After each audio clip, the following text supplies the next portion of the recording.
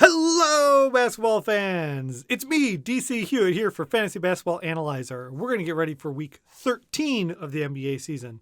Might be called Week 12 in your fantasy league, but it's Week 13. And it feels like so much has happened since I made you a video, even though it was like just a week ago. It's only been like 3 days of games.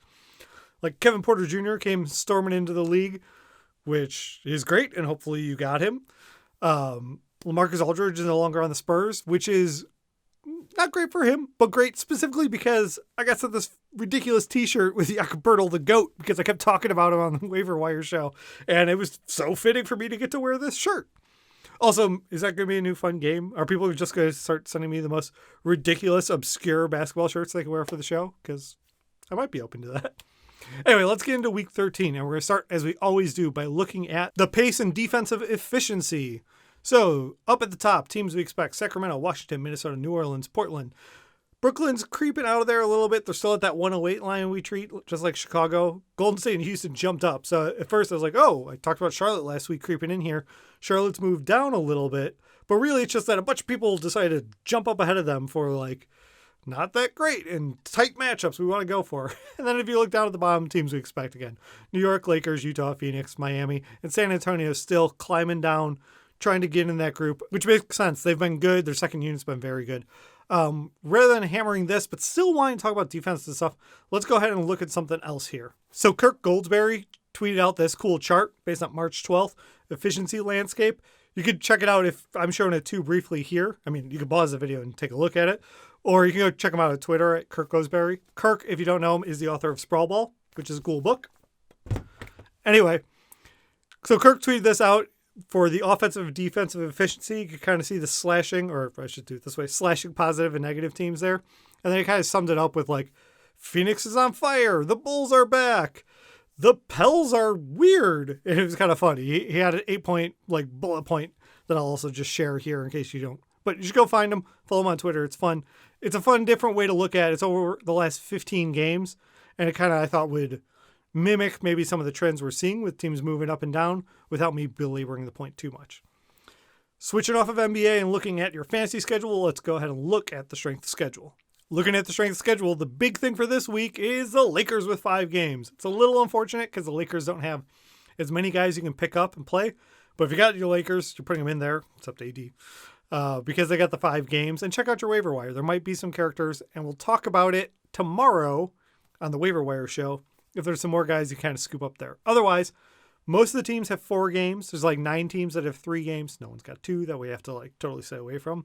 So you take a look. Some of the like 3-game weeks are pretty okay matchups overall. So you could take a look at this and find the better matchups, especially with like most of the teams having 4 games. There might be something where you want to look at strength of schedule a little bit. You know, it's not as simple as like looking at OG versus Mikal Bridges and saying, well, there's an extra game. Phoenix also has a pretty good schedule. They get Memphis and then Minnesota twice. You don't have the Lakers at the end, but the back-to-back against Minnesota is pretty nice. Or even New Orleans only has 3 games, but at least they get to play Portland twice. So that makes them a little bit better. We can talk about that a little more when we talk about the streaming. But here's the schedule on the screen. I'll link it down below, as always. And if there's any game postponements or anything like that, I will update them throughout the week. Next up in the rundown is looking at the back-to-backs. Find any of those sneaky hitting games or games missed. Get ready for it. So Boston they actually have 2 sets of back-to-backs. So you might lose Kemba here. We got the Utah, Cleveland, and then Orlando at the end of the week actually is rolling into a back-to-back. Houston, same thing, 2 sets. Atlanta, Golden State in this week, and then OKC rolling into next week. So you really might lose some opportunities there. You know, you're not going to play Eric Gordon. He's going to be gone a while, but you got to be careful with John Wall. You might only get 2 games on this 4-game slate, depending on how it goes. Probably not. He probably plays OKC because it's the first leg of the 2 games. Clippers are coming off a back-to-back, so beware of Dallas right there coming into this week. There might be a rest there. Lakers have 2 sets of back-to-backs. I don't think they're going to rest anyone. It's just the state of the team right now. But if you play 5 games, you're going to have a lot of back-to-backs. OKC, they don't have any back-to-backs in this week. There's Houston next week. But so I mentioned that because Horford keeps resting. He's probably going to be okay to play that first game, as far as we know right now. And then Washington, they got a back-to-back in the middle, Sacramento and Utah. So hopefully you're going to get them against Sacramento. It's a better matchup than against Utah. And you just take the 3 games if you're playing Westbrook and you're happy with it. Although I should say, Westbrook has played a couple sets of back-to-backs now. So maybe I got to take him off this list. It's just kind of a habit of tracking Washington's games. But you might actually get 4. In fact, I'll make it up now. You're going to get 4 out of him. I don't know, but we can talk about it next week. See if I was right. You're going to get 4. What am I doing? Making declarations like I know it's going to happen. I mean, I am right, but can't act like I know it's going to happen. Anyway, let's talk about streaming here. The schedule for this week: 8 games, 7 games, 10, 6, 10, 5, 10. So the ideal games to attack in your daily change leagues for streaming, right? Saturday with 5 games, Thursday with 6 games, and probably Tuesday with 7 games. 7 still like under that cutoff, less than half the league's playing, so you probably get them in there. So those are the ideal days.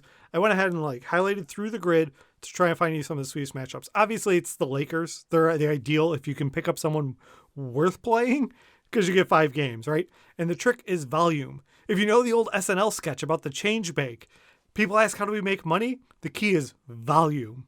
And because that's a really old sketch I'm referencing, you probably don't know what it is. I'll find a YouTube video and link it here right now. Wait, that side. I'll link it here right now just for fun. Anyway, if you're following this grid, obviously we prefer someone with 4 games. So Charlotte's got 4 games. If you pick someone up, Monday's 8 games, you still might be able to get them in there. It's against Sacramento, and you like that matchup too. And then maybe you're a little leery that they've got good days where you can play them, but it's Lakers and Clippers, so you're not like super excited about getting your Charlotte guys in there. But if you're still playing a volume game, you're just trying to get the most days in your weekly matchups head to head, that will give you an advantage. Atlanta only has 3 games, but they play on all the low volume days. So depending on your lineups, that could really work out for you where you get them in there. You're going to have to look at your matchups to see. Like I talked about it earlier, New Orleans only has 3 games. That's not great, but they get to play Portland twice on those low volume days. There might be worth it there. You pick up someone from New Orleans. It's not a ton of options there actually on the waiver wire now that I say it. But if you pick them up and then try and shuffle for later in the week, give yourself the best chance here. On the other side, Portland, they have some decent options. They get 4 games. They play the Pelicans twice and Dallas twice. That's pretty good. I would look there. That might be my favorite out of a team that has a lot of players on the waiver wire for any given time, where you can pick up guys under that 50% and really plug them in, and they've got 4 games, so you might get the most use out of them. That pretty much wraps it up for Week 13. But we are Week 13. This is pretty exciting. There's only 9 weeks left of the NBA season. In fact, I've got a grid here with everything that's remaining, but 9 weeks of the NBA season might mean your fantasy schedule's less. Hopefully it's less. Hopefully you're not playing until the last week.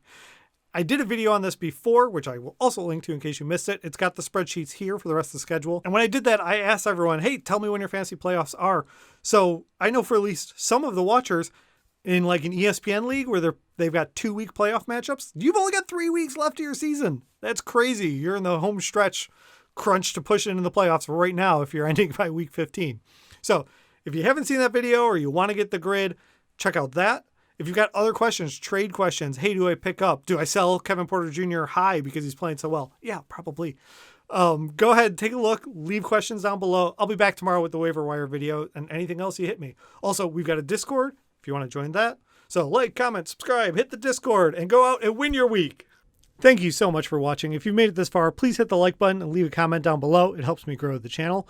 If you want more videos like this, hit subscribe or even the little bell will give you alerts. And I'll be back soon with another video for you.